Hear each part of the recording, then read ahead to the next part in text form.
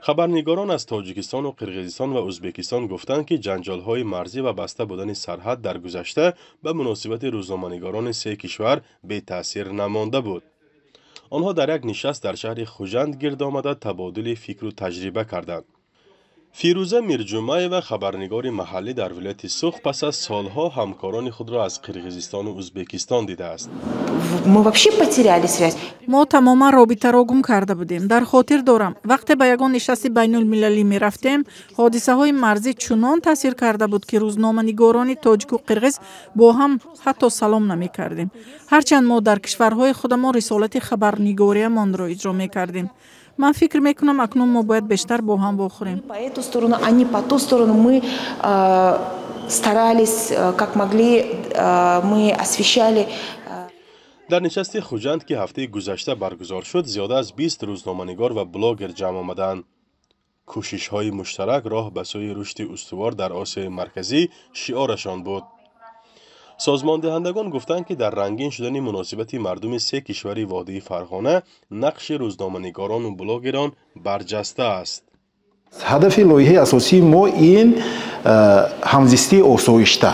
وقتی که ما همزیستی آسایشته و پیشبرد فرهنگ صلح گفتیم، به نظر داشتن نقش ژورنالیستان وادی فرغانه و سه کشور این چیز غیر امکان است. از این نقطه نظر ما خواستیم ژورنالیستان کشورهای تاجیکستان، ازبکستان، قرقیزستان را گرد هم بیاوریم و یک آنها را متحد نماییم و در پیشبرد فرهنگ صلح، در پیشبرد همزیستی آسایشته توسط ژورنالیستان، توسط قلم آنها، نگارش های آنها، موادهای مولتی مدیوی آنها سهم گذار باشیم. اما این دفعه خبرنگاران نه درباره جنجال و مشکلی در مرز سه کشور وادی فرغانه، بلکه بیشتر از کامیابی ها گپ زدند. دیانا دنیارقیزی روزنامه‌نگار از قرقیزستان گفت میخواهند پیوند و وحدت مردم منطقه را نشان دهند. Тема границы, она очень чувствительная. اصلا мавзӯи сарҳад бисёр ҳассос аст. Ман дар ҳайрат будам, ки чӣ хел дар ин масъала мавзӯи мусбат ёфта мумкин аст. ба мо ҳангоми омӯзиш ҳамкасбонамон гуфтанд, ки метавонем дар бораи корҳои муваффақомез дар марз гузоришҳо таҳия кунем ё дар бораи ободкориву ҳашарҳои дастҷамъонаи сокинони дуҷониби марзнишин бигӯем.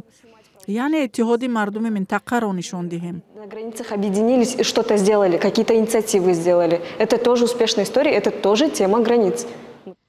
تاجیکستان و ازبکستان دست کم تا سال 2016 با یکدیگر مناسبت خوب نداشتند. سرحد تاجیکستان و قرقیزستان نیز از سال 2021 تا بهار امسال بسته بود. به اندیشه روزنامه‌نگاران و بلاگران، حالا ایجادکاران سه منطقه باید زیر یک چتر جمع آیند تا در نتیجه بازتاب موضوعها مردم وادی بار دیگر همدیگر را خوبتر کشف کنند. الیتای سیاسی سه کشور در این وادی به موافقه آمدند، ولی تا این فرصت بسیار خنکی ها بود، جنگ های اطلاعاتی بود و مردم سه کشور تا اندازه از یکدیگر دور شدند. بنابراین در این حالت خوب میشد، نتیجه خوب میدهد اگر لایحه های باشد که همین ژورنالیست‌ها، متخصصان ساحه های مدیا را در سه کشور یعنی در وادی فرغانه با هم بیارد و آنها از نزدیک همکاری کنند. طرحی به هم آمدن خبرنگاران سه کشور وادی فرغانه را اتحاد اروپا و آلمان سرمایه گذاری کردند.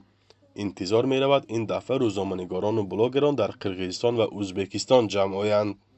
بعضی از منتقدان میگویند اشتراکداران این طرح نباید به مثل رسانه‌های دولتی تنها بله‌گویی کنند، بلکه بیشتر به بازتاب دشواری‌های مردم و حل مشکلات آنها در منطقه‌های نزد مرزی نیز اقدام نمایند. فرزان محمدی، رادیو آزادی، شهر خوجند.